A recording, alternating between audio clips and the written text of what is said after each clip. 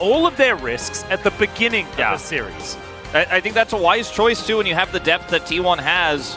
As Taliyah will be taken away from Faker here. Jace is gone. The Rek'Sai pick still available. Obviously, it can be tough in the early levels to face off against the Twisted Fate, but you get any money, and the Twisted Fate just doesn't hurt you anymore. And we could see them try to control that top side of the map, play the safe Azir lane, and then try to, pilot Peanut towards the bottom side to make sure this Senna lane doesn't end up having any problems, doesn't give too much plate gold over. The Lee Sin that made it this deep into the draft, I think definitely deserves a look here. Considering Owner has been so fantastic on it, they don't have the Poppy this time around. Aatrox, another pick that we could see T1 ban, has historically been very good with this Senna. But Aatrox is up, Rek'Sai is up. We'll see what Doran wants to play. May just save that pick for counter here in R5. Could be one of those options. They might be flexing the Twisted Fate, I guess, but it's probably not likely. We did see the Rek'Sai do relatively well into it, though. Peanut probably wants to lock away his pick, trying to deny something from Owner at the same time. Sejuani, Xin Zhao, lots of things still up and available, and it looks like it will be the spear wielder himself in the jungle for Peanut. Does feel very strong into a Twisted Fate composition as well as a Jinx composition, having that Crescent Guard to make sure you can't be blown up and then the Jinx gets excited. Very frustrating to play into this beefy jungler that's going to do a ton of damage as well. Now, this was the X factor. The Corki to come through. They can go just hyper scaling with this. They already have a ton of control topside, assuming things don't go wrong here for Zeus on this Twisted Fate. The big question now on everyone's mind is what is going to be that jungle pick here for Owner. Yeah, plenty of things still up and available, but it doesn't feel like a very good Sejuani angle. There's not even a support that does melee damage, so that Permafrost not really going to be all that useful. His Rel has been fantastic this season, and it looks like that's what they're going to go with here. Doesn't feel amazing with this composition, but can be great for package. The Rek'Sai, not really a shocker. And we had our eyes on that one this entire time here in draft. It is going to be left through, and Doran will pilot her here into the Twisted Fate. The early game here for T1 can be quite tricky to play out. I think if the Jinx falls behind at any point, you just feel like you're infinitely scaling here with the Senna. You have the Azir that's going to do a lot of damage early, and if this comp falls behind, the Rel doesn't set up for much but package here in terms of team fight combos, because there isn't a follow-up, swath of AoE that's going to come through from a top laner. If you had the Rel with the Cassante, for example, you'd feel a little bit better about how that Magnet Storm engage can look. But there are a lot of ways for T1 to control those early team fights. The Rel isn't nerfed on this patch. That's coming on 14.7, so she can clear jungle very quickly, can contest objectives very quickly, and all T1 need to do is make sure this Jinx doesn't fall behind. The Twisted Fate can really help with that. And early objective control can stack dragons against the Senna composition and force Hanwha Life to take fights before they're ready. Well, we'll just have to see how it is going to work out, because T1 also have a little bit of a gap when it comes to the early stages of the game. Jinx and Corki obviously not going to be doing very much of anything very early on, but the package can certainly help for third Drake, things like this, to really start to fight back. And I think the Twisted Fate that we saw lose really hard into Rek'Sai earlier on in the week, see whether it piloted by Zeus is going to be a different story. So many questions asked. Now to get them answered, let's hop onto the Rift.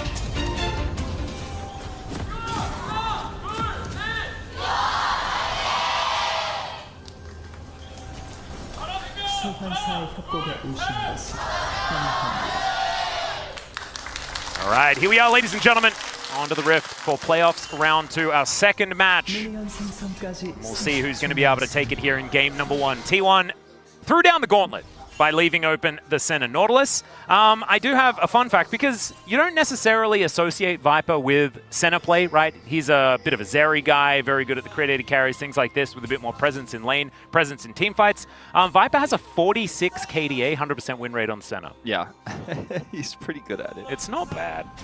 He's pretty good at anything that goes late, even if it's not fancy, even if it's just a little bit more finesse, as the Senna often does end up being.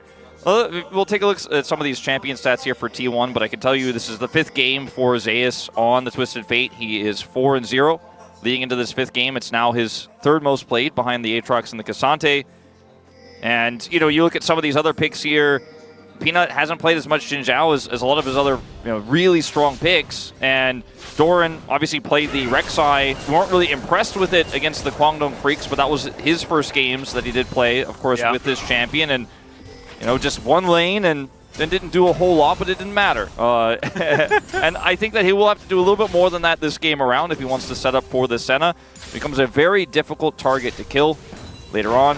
Faker 5-0. Probably get the stat on exactly what his win streak is, because it is very long at this point. I always lose count.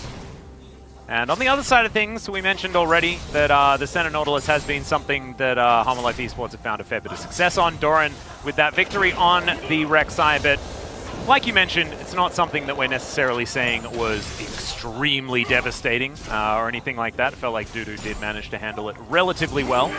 Hook going to connect here on to Delight. Bit of a snare coming in though, and Viper and Delight not going to be too worried about how things are going here. Just going to get pushed in slightly early on. Here's the Senna Nautilus win streak. 12-3 total, 10 in a row, including some teams down here, Guangdong Freaks, T1. Sorry, not T1, Fear X. T1 would not be surprising to have on that list, but some of the other teams is Peanut. Yeah, Faker taking a fair bit of damage here. Wind Becomes Lightning is going to connect, but Faker still able to just Valkyrie his way out, and Zeka's health bar does not really help him out too much here. 8-3 is going to be the win rate for Corki into Azir. Corki Azir has been a tale as old as time. There 22. is that graphic you were talking about. 22 in a row as Ona comes down, gets the flash out from Zeka, and he'll immediately go home. Zeka doesn't have a dash available there. We'll have to flash. Feels really amazing as Owner to be able to get that away early, and now to come over here, start putting the pressure onto Peanut. Early on, obviously, the Rek'Sai can't win the matchup into Twisted Fate, so... Ona able to steal that one away from Peanut as well. Massive start. Yeah, he is really just putting the pressure onto Peanut here, making sure that Zeus can continue to get pressure topside. They're winning, obviously, the push in bottom lane. And they have tons of control now. They got the flash out of Zeka's. Meanwhile... Yeah, playback onto Viper. He's taking a lot of damage. Lantern going to be taken, and that's going to spell the flash out from Viper. Does manage to snare Carrier, but the hook is going to connect. Delight is able to buffer the dredge line. That is able to get him out of range. So nicely played here by T1, putting the pressure on real heavily on this bottom side. Yeah, everywhere, really. I mean, Carrier allowing them to have that agency bottom side, top side. The shadow coming through there from Owner. The only way this Rek'Sai starts to win super early is if Peanut comes over there and Zeus overextends, but he just isn't. Was shadowed there again by Owner, coming over there, stealing those camps away, getting the flash out of Zeka. His impact in this early game has been so high. And now, obviously, the Corki doesn't have to deal with any sort of flash engage here from Zeka or anything like that. It's very comfortably just going to sit back and farm. Faker did pick up the tier, and he's sitting pretty in lane. Yeah, just kind of chilling at the moment as Delight is hanging around here towards this bottom side, waiting for the wave to push in. You saw Viper, he's making his way back, but no cleanse, no flash. Possible visit towards this bottom side for the Rel, if Owner would like to, as he does make his way out of base. As, yeah, Doran just trying to survive as best he can against the shove power of Zeus on this Twisted Fate. And it's working, you can just go underground and then BK, as we figured out. Yeah, going through that Fury quite a lot. Just trying to, put the Fury on cooldown, basically, as you mentioned, just constantly force him to heal up. Doran will have to be the first one to back here. Feels great as Zeus. Should be able to get his Destiny up and can take a luxury back whenever he wants. Yep. And, I mean, the winning here that T1 is doing early is kind of what I expected here, considering the Twisted Fate lane. Obviously, the fact that Senna is going to outrange, or rather, Jinx is going to outrange the early Senna lane. To put that poke onto the Nautilus, the Thresh has a lot of power in that matchup too. And as long as Carrier plays it well, which, surprise, surprise, he's Carrier, the early game feels good here for T1. Then you start to stack up packages for those, second, third Drake fights like you were talking about. Things do look very nice here in this early game for T1. Already picking up 1,000 gold the lead here with 0 kills just from laning alone. And this is what you want to see if you're a T1 fan. Absolutely. First dragon going to be a mountain. We'll see who's able to get over there. I think the dragon stacking is going to be something very important. I think if T1 manages to get a few of the early ones, it's going to be so difficult for Hanwha Life Esports. Like you were talking about, I think Hanwha probably wanting to get down there and start stacking these before they have to worry about packages. And as we say that, Peanut, Viper, and Delight will start this one off. Yeah, it looked like maybe Owner wanted to try to make something happen here onto Doran, and they decided they were not going to go for Dragon. The back timers of both Faker and the bottom lane just really indicate that they had no interest of contesting this first one here. Just a really awkward time all around. Faker not having teleport, of course, as Zeus should be fine. He's like, yeah, good luck. Doran just kind of swimming around. Gold card is going to connect, and that's going to deny any sort of harassment. As Peanut, bit of a drive-by fadeaway smite there as the Dragon does go down. Next one's going to be a Chemtech, and so Orcs is paying attention today. It's really good. He's here. He did the pre-show. Yeah, thank goodness, because yesterday it was a disaster. We had 3 Chemtech souls. Ugh. That's like...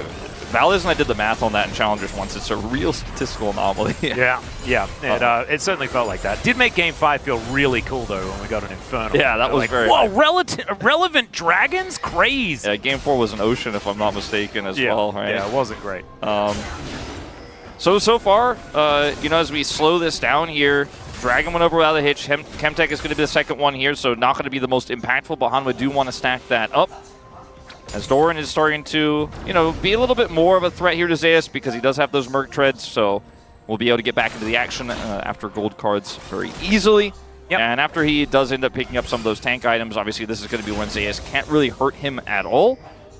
Yeah, T1 are feeling pretty good. I think you want like an item and a half or something like that for Doran, and then he's just going to be out scot-free. But of course, you're never really going to be much of a damage threat, and he really wants to be getting on top of Faker and Gomushi and just disrupting as much as possible in these fights. Now, is Gold Card going to connect onto the Twisted Fate? As we check out this bottom side, Viper going to land a bit of a snare onto Carrier. This Piercing Darkness starting to hurt a little bit, as we do see now that Peanut was waiting, thinking about some sort of opportunity, but not going to quite get in there. As Owner sweeping things out, and Doran might be his target, but Shattering Strike not going to land, and therefore the Burrow is going to be enough to get out. Very close call there for Doran. May have had to flash otherwise. With the Rel having level 6, you hit that Shattering Strike, then the gold card comes through, then the Magnet Storm comes through, and you are not going to be that tanky with sitting on just the Merc Tread. So you can heal your way out of a lot of things, but that one I don't think he would have been very happy with, as Owners just continue to put the pressure on here, and as Rel, on this patch still you can just contest objectives like this. Peanut has no idea. Yeah, Viper's moving up. Carrier in the area as well. Owner, I think, still unseen, as Peanut will now walk into the brush and figure it out. Peanut does manage to get the smite, which is pretty impressive against Darrell. And so going to be able to get out of there relatively happily, but full information to T1 with the fact that Viper is towards his top side of the map and Peanut is shadowing. It means that Zeus not going to push his luck here towards the top side of the map, and we'll have some equalization. Still, really no first blood. Yeah, and really cool play there from Carrier. Oftentimes supports do struggle to get advantages against the Nautilus, that sits on bottom side with teleport, so trying to match the center roam here and allowing Owner to continue that pressure top side. Yeah, he didn't end up with a successful takeaway there of the red buff, but it was a good try, and he's just shadowed there by Carrier, who has the Lantern for him, so really no risk to Owner whatsoever, and if Faker tries to rotate up there, maybe there's a play that could be made if Zeka makes a mistake, so just constantly putting the pressure on. Speaking of which, Peanut is now going to find Owner, gets a full combo here as Owner is just trying to get himself out. Emperor's Divide, and they push the Rel away. The crash down is going to come through as Shattering Strike is a fair bit of value, but it's not going to get out of the Void Rush. That is first blood going over to the Rek'Sai. Yeah, it looks like he just scared that perhaps a flash would come out there, so just uses the ultimate to guarantee the kill. And this is a problem for Zeus. Doran getting a little bit accelerated here isn't going to be game-breaking or anything like that, but Owner ultimately decides not to flash there. Will be the end of his life. And that is, a good choice. I think all things considered, probably dies anyways there, and we'll now have it for the engage as Faker out of his depth here a little bit, holding this package. Yeah, he's able to play with relative abandon when it comes to danger, just because that package does afford you so much safety. And so able to walk on in there. Still, Zeka being able to grab his first assist of the game. I think we know Zeka not necessarily as a laning Azir, but more as a team fighting Azir, one able to find some of these angles for the Emperor's Divides, and we'll see whether that is going to be the same thing, as Doran is in trouble. Ladies and gentlemen, let's see whether he can get himself out of this one. Teleport is going to come on through as he's trying his best. Dives on top of Carrier here, as now Faker taking a lot of damage from this turret. Super Mega Death Rocket connects onto Zeka, but I think that HLE Esports have kept themselves alive there towards the top side. See whether Gumyushi can do the same in the bottom lane, and it looks like he will be able to, stifling the pressure on both sides. Yeah, the dive a little bit mishandled there by T1, but also they see the teleport coming through from Zeka. They don't want to hard force it, and the aggro juggle was pretty decent. As we're going to go back to this play here onto Owner, just sticks around a little bit too long. Faker is backing as well, so nothing he can do. Was just desperately trying to get to his blast cone. Knows he's out of flash range to flash to the cone, and decides not to use it, which I think is wise, but probably shouldn't have been pushing that far up. And the defense there of the dive topside was pretty successful. Zeka did not have his ult. He does now.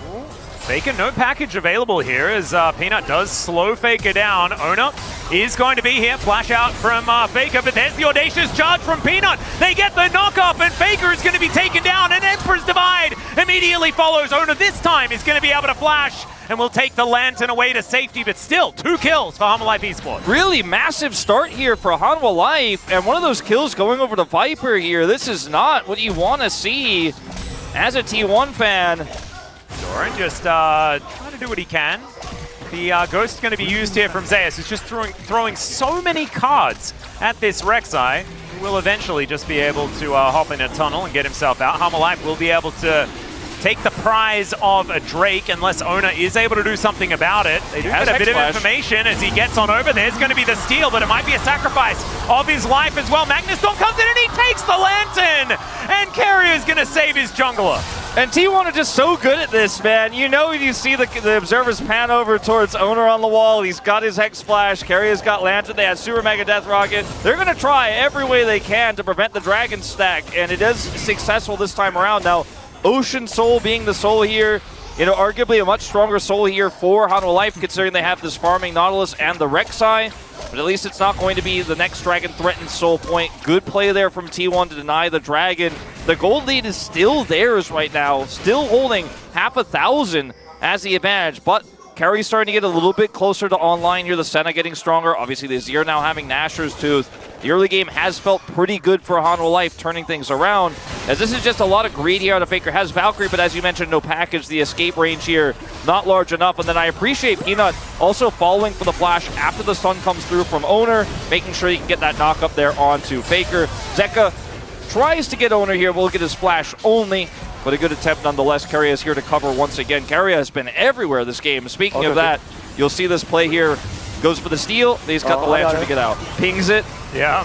He's like, over here, please. Success. Really nicely played there by T1, and Carrier, always a joy to watch on this Thresh. You remember the Q buffs on Thresh where Carrier landed like 11 deaths in one team fight? That was so silly. It was very silly. Thankfully, we don't quite have death sentence at that low of a cooldown anymore. Would be a little bit broken. Super Mega Death Rocket is going to spot Doran out as he is fighting with Shelly right now. A bit of a void battle. Viper decides to avoid it. He's like, Doran, you can take it. You can go underground. It's fine. Yeah. I'm not taking this damage. You can. Viper is getting scary, though. We can see that he is behind in gold and stuff like that, but Delight actually keeping up. So as far as the 2v2 is concerned, pretty even. Most of the money is, in fact, on Zeus. As we can see, does have his static Shiv, very close to the rapid-fire cannon, I would assume, and is extraordinarily far ahead of basically everyone, but notably Doran. Yeah. As, passive, etc., he is going to get pushed away from his turret here now, and Doran and Peanut will be able to put a decent amount of damage onto this. Only have one Void Grub, so not going to be pushing this one down very quickly, as Zeka does have ult flash. Yeah, he does, and he also has Viper coming down here towards this bottom side, as Emperor's Divide is going to be avoided. Owner was taking up the turret for such a long time, though, and is just going to fall down. Viper just great positioning here. Gumyushi Carrier just a little bit late to the party. Owner a bit of a miss on this one. Well, Super Mega Death Rocket, can he get flash there? As that is a lot of respect given. And now Destiny coming on through. Zeus will find the gold card, and that is a very comfortable kill. Snare should be able to keep Viper safe, but that is still so much damage done, and the acceleration of the Twisted Fate is well and truly continued. Yeah, now they're going to try to counter drop this Rift Herald here in mid, and they should be able to get a decent amount of damage on this turret. See how long they can stick around. It is a Nautilus and a Xin Zhao here trying to push this down, but with the minions, they should be able to get it very low. And T1 are just saying, well, we have a much longer push. We have 5 Void Grubs. Yeah, that is going to be a death sentence onto Doran as well, who is going to get flayed back. Viper will find his way back here, and they should be able to keep this turret alive, but it is not exactly very healthy. No, definitely not. Neither the mid turret that does survive here or that inner there on the bottom side. All right, Peanut taking a lot of damage here from Faker, who is almost towards his items. Peanut deciding to go in is very aggressive, as now they're just looking to try and lock down this turret. They will be able to do so. Zeka able to get a few autos in there. That will be the outer in mid lane taken down. A lot of map control and power with that Drake falling. You mentioned that turret falling. Yeah, you mentioned the Twisted Fate as well, how much gold he has. He's leading the farm right now. He's 40 CS up on Doran. He did pick up that turret, of course, bottom side, as well as that additional kill onto Zeka. So he is pretty big, but how well will he utilize gold in the late game? Twisted Fate often a champion that, you know, does end up doing a decent amount of damage when you get to the late game, especially if your team is crushing it. We see full build Twisted Fates. We've seen it from Zeus multiple times where he actually ends up just crushing through even a Casante's health bar. But on the other side, it's Viper who's getting to be quite large here for Hanwha Life, and question becomes now which one is going to have a larger impact as we push through this game. I think a lot of that will depend on how many of these Ocean Drakes Hanwha Life can stack up here against the poke. Ona is going to come on over and take away the Shellfish. Peanut's like, that's a rel. Yeah, he's like, no, I'm just not going to be able to do it. I'm not going to waste my time. As gold is entirely even. 5 seconds until our first Ocean Drake of the game. As Doran teleporting to the mid lane. They are not wanting to give this one up without a fight. Gold card locked here by Zeus. Going to throw it at a Drake for the moment. Now Carrier moving on in. Hook going to connect onto Doran. Not exactly an optimal target, but he's going to be denied the burrow. Does have to Blast Cone to get himself out of the way here. Let's see whether Owner is just going to be able to utilize the rel to lock this one down. It is going to be secured, but can they win the team fight? Hook going to connect onto Peanut as Faker delivers a package to the back line. Viper shields himself up though, has to flash over the package to avoid the damage. Hook is going to be there under Peanut though, and he should go down. Empress Divide lands on almost everyone, and there goes the Jinx, but Viper falls immediately afterwards, and now the damage is just Zeka. Zeus zones in on it, and that will be the lockdown of the Emperor. And there is the damage gone. No one else able to offer anything back. And Delight, yeah, he's tanky. He lasts a little bit longer, but he will still be going down. And T1 wiped the fight. Yeah, T1 wiped the fight, take a pretty significant gold lead here, and we'll end up getting control of mid lane as well. They could probably decide to, with 5 Void Grubs here, just push this turret down with this cannon wave. Owner and Faker can make very quick work of it. The moment that Doran ends up using his burrow, doesn't have anything, gets gold carded here, and you're contesting Ocean Rift here with this brush, I think you should probably just walk away as Hanwha Life here, because you're playing the smite fight into the rel, and then Peanut just walks up anyways here, isn't able to set it for a Crescent Guard. Even though Faker's package is very lackluster and he kind of puts himself out of the fight, it's still a Jinx. Once she gets excited in this fight, you know, you're like, okay, do we keep pushing this? She gets taken down, and then you have no more damage here. Zeka's already used his Emperor's Divide, and yes, he does have his second item nearly complete here. I don't think it's actually quite finished just yet, but he's just isolated here, and Doran is just a meat shield. Delight the same. And if you end up losing the Senna, and even if the Senna's isolated on top side this early in the game, you're not going to win those longer fights. And it felt like Hanwha Life were just like, well, I guess if we win the 50-50, it'll still be worth, right? And it wasn't. And now you can see the gold lead is massively in favor of T1. Owner was never going to lose that smite fight. And huge whiff, I think, here on Hanwha Life on this fight. Yeah, it's not really what you're looking to see, as Faker able to get a couple of kills on this Corki so far as well. Still not really with that first item completion, so I'm a bit scared because already he's doing so much damage. Does have the transformation on the Mirror Mana, but it doesn't, like, the news doesn't get better for Hanwha Life Esports, right? Like, Corki, once you hit those couple of item spikes, you're absolutely devastating. We saw already, you know, Gumayushi was taken down immediately in that fight, but T1 still had the damage to keep on going because Zeus exists, right? They've got triple damage threat on the side of T1.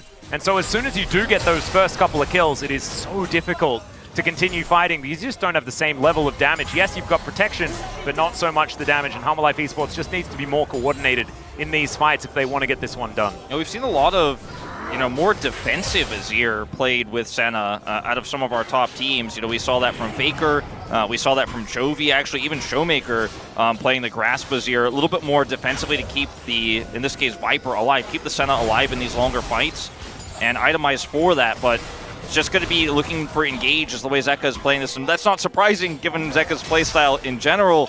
But I think they're going to have to slow this game down, and that's frustrating into a Corki. But if they just keep trying to match T1 in these early objective fights here, I mean, I say early, it's 20 minutes, they're going to be in trouble. Zeus just going to very comfortably take the inner turret and gates his way out. Tunnel over for Doran, but he's only able to pick up these minions, not able to save his structure. And so 3,000 gold is the resulting lead for T1. They have a Drake advantage as well. Things for this Corki Jinx composition are looking absolutely fantastic at this stage of the game. They're looking for a pick here with this teleport from Delight.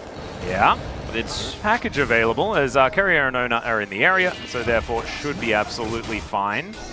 They're going to clear this vision, but starting the Baron, I mean, T1 definitely will just contest here. This is a pretty interesting call from HLE, considering this is a Senna early on. Fate can't actually make his way up here, so Life Esports are just saying, we have 5, you have 4, and at the moment it is 3. Hook going to connect, as Ona's Magnustorm is fantastic. He's lasting for so incredibly long, and gets his way out as well, but still, Doran able to lock that one down. Zeus is now in the front line. This is dangerous, but the Jinx is now going to get excited. That is the second kill, as the front line has been wiped out. And now Doran, the last one remaining with any kind of health bar, and Hanwha Life Esports going to have to get out of there. On one hand, I can appreciate the call here from Hanwha Life Esports. It's decisive. You know the Twisted Fate doesn't have teleport, he doesn't have Destiny because he just used it to get out of the bottom lane. But you're also dealing with T1's composition that turns on engages so well. They have Rel, they have Thresh, they have a Jinx. If they get even one single pick, you are going to lose that longer fight every time. And it was a lot of resources used onto Owner, whose counter Magnetstorm is so good. And this is why Rel is just so strong on this meta, because she can contest smites, she can walk forward, because if you hook onto this Rel, it's super easy for the Magnetstorm re-engage to come through, as you see here. Senna Ultimate does a lot of work here for the side of Hanwha Life, getting them that additional heals, the shields. But as soon as there's a kill here, you know this one is done, so there is no way to compete with Gumayusi excited at this point. Even with Zeka still having his ultimate, he is just going to be outranged by this Jinx, and she can play very carefully around this Thresh. And if you go in as Zeka in that moment, you're probably just going to get hooked by Carrier. Yeah, not a whole lot they can do about this. As you can see, Hanwha Life Esports were thinking about this Drake. Did manage to start it up, but they will give that one away as package now collected for Faker. Does have teleport available as well, but won't need it. Has that extra movement speed, and I think Hanwha Life Esports just realizing that it's probably not worth it to fight over a third Ocean Drake if there is Faker with a package right there. He has Spear of Sojourn completed as well. Corki is starting to become very, very frightening. And it's, a call maybe here to try to trade objectives, but it's not decisive enough, I think, for Hanwha to actually start this up. And, it's frustrating to see. I think if you're a Hanwha fan, they didn't make this decision on the last Dragon that was so critical. Make it here, but there's no cross map, and T1 are just one step closer to that critical soul, and you got nothing in return. Yeah. Control Ward does go down. They do at least have vision control of the Baron, but that's where the good news sort of ends at this point. And we saw how their last Baron start went. I think it's going to be even tougher this time around, even with that vision control, if they want to try to threaten it, but that may be their MO here. Yeah, package has now dissipated, and Hanwha Life Esports going to take that as the go marker. 0 vision available, but of course Destiny is. And so that means infinite vision if they would like to press the button. They are going to press it now. They're going to see that the Baron is down to 50%. Of course, if Ona gets into the pit, it's not even a 50-50 as they take down the tunnel. There's the hook. They're going to go for the re-engage. They find the knockup, but he's just so incredibly tanky. Gumayusi going to get jumped on here as Doran going to try to take him down, and they are going to be able to do so. There is 2 kills to start this one off, and finally, Hanwha Life Esports have found a team fight. They'll get the knockup. Empress Divide onto both damage dealers.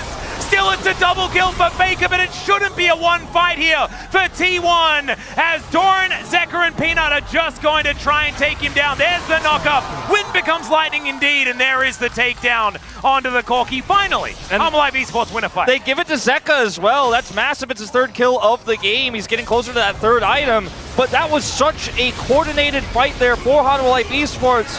Carrier is over here trying to just be annoying. Just be annoying, as you say. I don't think it's really going to necessarily mean anything. We'll get a teleport. Yeah, teleport from Faker in 20 seconds time though, so I think this Baron is just gone. Nothing that Keria can do about it other than watch. He will be spared, at least at this moment. The Baron is going to be taken down, so HLE Esports, they do manage to get their prize. And the gold that we were talking about now just jumps up 1,500 and back to even. Just like last fight, Owner is able to stand between T1 and the Baron and then can turn with Magnet Storm. Senna ultimate's going to come through, but then watch the swap here onto Guma as the Nautilus ult comes down. And then Doran securing that kill after the Lancer, just tracking that so incredibly well. If he doesn't get that kill, then I think this fight absolutely could have gone T1's way. Zeka holding his Emperor's Divide until the end to get these secure kills on the attempted exits from T1. And Faker will be given over to Zeka as well. HLE Esports, this is the kind of fight they were looking for. Much better coordination from them the second time around will lead to the Baron. Yeah, and you saw at the end there, Keria tried to give the Lantern to Faker, but unfortunately he went over the wall and was unable to actually pick that one up. So unable to be spared still. Let's see how this Red Bull Baron power play does go for HLE Esports. 9-9 is the kill score. Very even everywhere, all across the map, but they are one turret down. This bottom outer still yet to be taken for HLE Esports, so some standing gold for them to take down as Doran getting to work on this top side. Yeah, and this should be able to get them a little bit of prio leading into the next Dragon fight as well. They could take much more comfortably than the last two. Peanut will just shadow this push here towards the bottom side, potentially even be able to take home more. Yeah. See Zeka down here. When it becomes lightning onto Keria. It is going to break his shield. As Faker with a full clip of rockets. They should be able to defend at least over here. Doran just getting to work everywhere else, trying to keep things shoved in as best he can. So far, it is one turret that they've picked up. Good hook is going to connect that onto Peanut, who does have to Crescent Guard, actually. Yeah, he avoid the damage. Opts into that. I'm not 100% sure he had to do it, but just felt like he didn't have enough information there. And, you know, you're dealing with Jinx Rocket, etc. You just don't want to mess around with that. He decides to pop it just to be safe. And the problem with sieging as HLE is your siege comp is decent, but you don't have the ability to hard engage on the T1's comp because their turn is so amazing. Plus, you're dealing with turrets, you're dealing with insane Jinx range. So this Baron play here going to be about 2k. It looks like nothing too crazy. Yeah, Doran does have his tunnel, but isn't actually going to utilize it as the turret will be taken down. So against the flow, with 30 seconds left on this Baron, it's still Zeus that's able to lock down a turret for T1. So even on the turret trade, and not exactly the greatest of Red Bull Baron power plays. We can see it is just basically the beginning gold of the Baron. Nothing else. No extra map control picked up for Hanwha here. And is it going to be a dragon? That is the question. Are they going to be able to deny the soul from this comp? Because I think Ocean Soul does work out very well if you are one of these Corki competitions, because you can just sit and poke for a really long time. Stuff like that is certainly good. The timing of the back here for Peanut works out. His flash and his ultimate back online here does end up picking up the Randuin's third here, so Peanut is on 3 items now. Heading into this next fight, going to be very difficult to kill. Where's the pack? Pack not there. Destiny has been popped here, so Hanwha, their positioning 100% known, and there is the Drake. They're going to start the fight as well, as Owner is going to have to crash his way down and out of there. Super Mega Death Rocket this time not going to work out as the tunnel out from Doran. He is still at full health. He can play that front line if they would like him to. And he's just tunneling around. Does manage to eat a gold card for that one, as now T1 with positional advantage in mid lane. Looking to try and put pressure on this inner turret. The rest of HLE Esports trying to rotate their way around. This comp is pretty fragile here from T1. Besides Owner, they have to be so careful about staying in this mid lane and pushing any further, as if they get split apart, it is going to be a disaster. Delight did not ult in that last fight. Zeka still has Emperor's Divide. There's so many different ways T1 could get caught. If they want to try to get cute here, they need to be very careful and cautious. Ooh, Zap not going to connect onto Peanut. Neither does the hook. As when becomes lightning, he gets himself out of the way. Gold card at the ready. But he's going to flash on top of Viper. He does get into the mist, and he's able to get himself out. Immediate cleanse.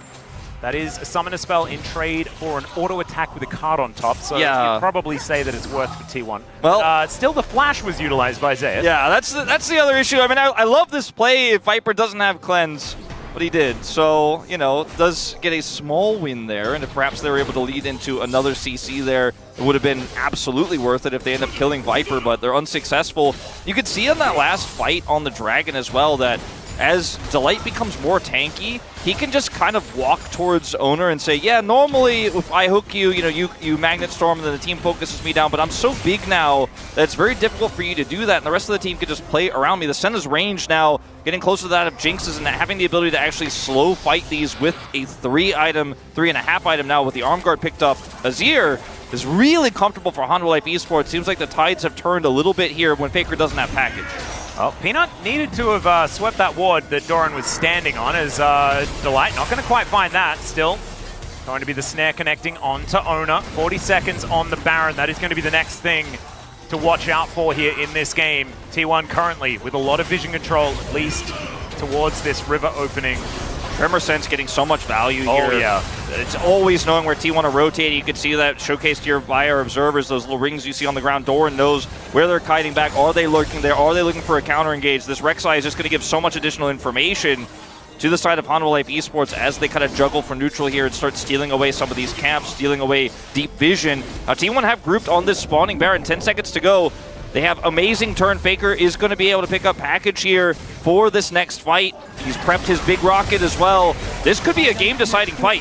Yeah, T1 already starting this one up as Delight in position. Flame Chompers go down. Hook going to go wide there as Zeka now finally going to join the fight. The hook is going to connect. That's onto a flashless Twisted Fate as well. Still, he's able to kite this one out. The flash forward from Peanut, and Doran's able to lock that one down. But now the package is absolutely gigantic. Still, Doran just shrugs it off. They are able to take down Peanut, but Emperor's Divide connects. And that is the wipeout for Hanwha Life. They are looking to try and end this game. 9,600 in damage for Faker on the Corki. The package is big, but it's not big enough. And it looks like it might be the end of his winning streak here on said champion as Hanwha Life with a huge team fight win here, and Doran so consistently guaranteeing these kills onto Guma, even with the lanterns, even when the Jinx is over the wall. With that turn from Faker, it is not enough. Oh my god, the intensity of this game, but still, Hanwha Life now knocking on the front door of T1. These death timers are not exactly the longest, but the Nexus turrets are going down. Still Owner standing his ground, trying to take control. They'll take both Nexus turrets, but they're not able to end the game. And now, Destiny has been procced. Teleport to come in here, as Delight is in a lot of trouble at this point. He is going to be sacrificed. And now Faker's teleported over. Is this the counter win now for T1 as the gold card is going to connect? Doran is not able to get out of this one. And that's Faker locking that one down. Remember, guys, the Baron is still up. Yeah, the Baron is up. Can just walk on over. And also, so is the Ocean Soul here for T1. They might be able to get both out of Hanwha Life's overextension. A miscalculation on ending the game. Vision here to see Zeka trying to threaten that mid push. The Nexus is open and naked, but it doesn't matter.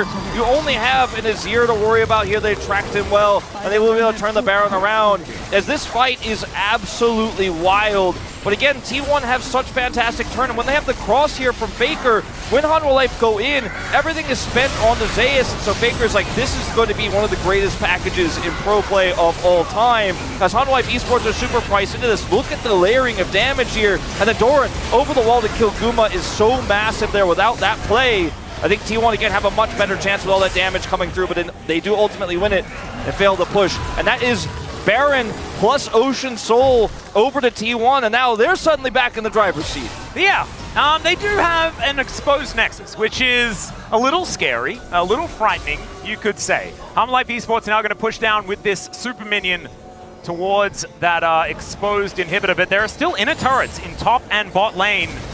And with the Baron, I don't think that Hanwha Life Esports are going to be getting anywhere near that Nexus at any point in time.